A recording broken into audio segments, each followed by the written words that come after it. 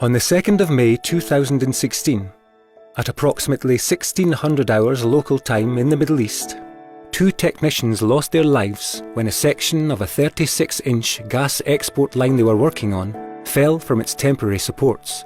The 2 men, a welder and a grinder, were completing a pipeline weld repair on a section of a 120-metre gas export pipeline.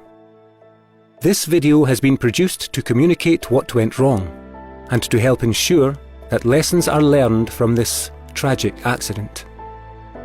That day, permit to work procedures were rigorously applied to the known risks, but there was a lack of awareness of a number of hazards and the barriers which ultimately led to the incident.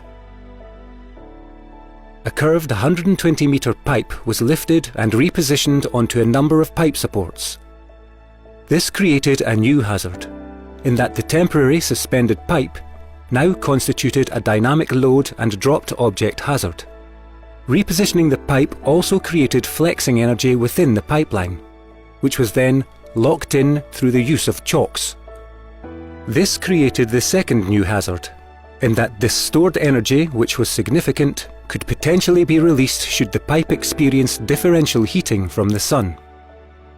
After the pipe had been repositioned, a series of non-destructive testing (NDT) measurements were carried out to test each weld. It was during this process that an issue with the integrity of a weld was identified. The appropriate work permit was raised, risk assessment carried out, and 2 technicians, welder and grinder, were mobilised to the worksite to carry out the remedial repairs. Meanwhile, infrared energy from the sun was heating one side of the 120-metre pipe, whilst the other side was in shade. This differential temperature effect was causing thermal expansion on the side of the pipe exposed to the sun and not on the other side. This locked even more energy in the pipe.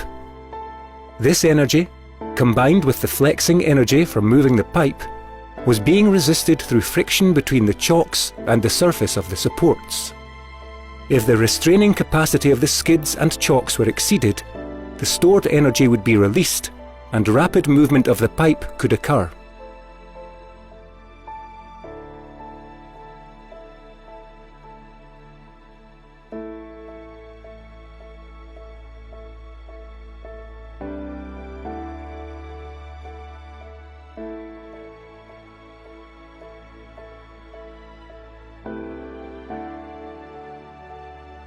So what went wrong? The pipe was wedged into position on the stack, which would store energy from pipe flex and thermal effects. The support stacks were unable to accommodate the pipe should it move. The pipe was bent off centre when being repositioned, which created flexing energy. The pipe was differentially heated by infrared energy from sunlight. And what key learnings can we share? For curved pipe, there are 2 types of temporary support: sand plugs and box supports. Note that chocks should not be used for curved pipe sections under any circumstances. This information is for 36-inch pipe. Supports must always be to the correct design and be of the correct dimensions for the pipe concerned. Side boom cranes should support free pipe during welding activities.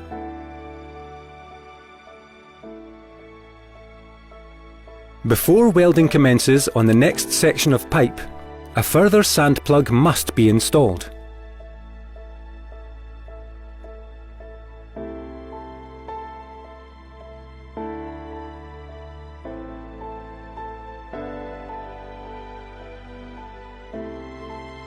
Supports must always be to the correct design and be of the correct dimensions for the pipe concerned.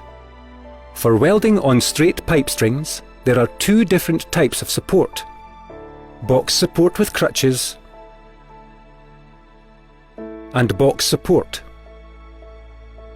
It is important to note that for straight pipe, temporary supports should be configured as follows, with every 5th support being a box support with crutches.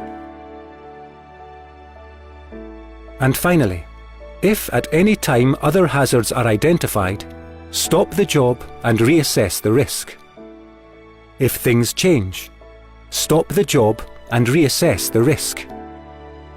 If you're unsure, stop the job and reassess the risk.